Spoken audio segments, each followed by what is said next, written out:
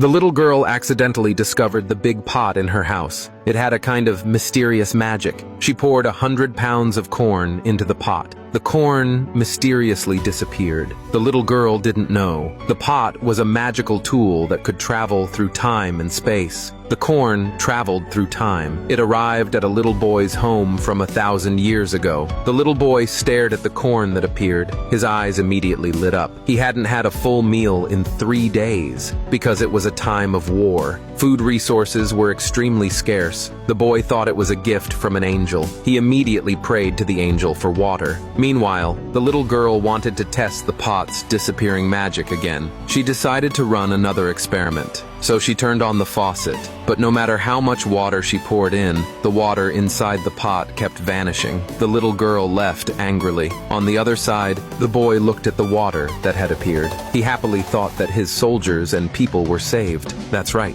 The little boy wasn't an ordinary person. He was a prince of a nation, but his mother had passed away early. After the king remarried, he no longer cared for the boy. He threw the boy onto the battlefield. Thus, at the age of 10, the little boy became the youngest general in history. To thank the angel for the blessing, he wrote a thank you letter and burned it as an offering to the little girl. On the other side, the little girl was curiously staring at the big pot. Suddenly, a puff of black smoke rose from it. Her face was instantly covered in soot. Furious, she wanted to destroy the pot. The next second, a letter suddenly flew onto the little girl's face. In the letter, the little boy told his life story. The little girl was deeply moved after reading it, because her mother had also passed away early. Though her father ran a convenience store, his health was in terrible condition. So the girl had been helping him at the store since she was little. She deeply sympathized with the boy's situation, so she decided to send him more food. The little girl went to her family's convenience store. She sent the little boy lots of snacks and also many modern toys. Meanwhile, the boy received all these snacks. Just one sip, and he instantly fell in love with them. They were even more delicious than the king's food. The toys were things he had never seen before. There were Ultraman figures and toy guns, too. At that moment, the soldier beside him suggested that he write to the angel again, because the nation had gone to war again. The soldiers and civilians still lacked food. Meanwhile, the little girl received the boy's plea for help. Without hesitation, she put all the food from the store into the pot. Half an hour later, the little girl had emptied the entire store. She proudly thought of herself as a great hero saving the people.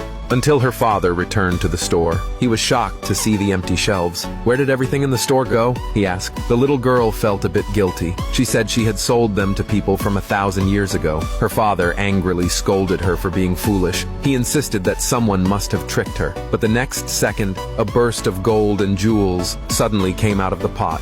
It turned out the boy had sent them as a token of gratitude, a special gift to thank her. Inside was another letter. The father's eyes widened in disbelief. He had never seen so much gold in his life. The little girl, however, smiled proudly. She hid the boy's letter behind her back. Then she handed all the gold to her father. Her father thought the whole thing was too strange. He immediately told her to visit her uncle. The little girl soon arrived at her uncle's home. Her uncle carefully examined what she had brought. Not only was all the gold real, each jewel was an antique over 1,000 years old. Altogether, they were worth $10 million. The girl took out the boy's letter and read it. It said that the war was growing more dangerous, and that they now needed much more supplies. To save the little boy, she asked her uncle to buy food from every supermarket in the city. Her uncle was stunned. He advised her to be careful. If she couldn't sell them, she would lose $10 million. But the little girl confidently said she had a super big client, and she could definitely sell all the food. That night,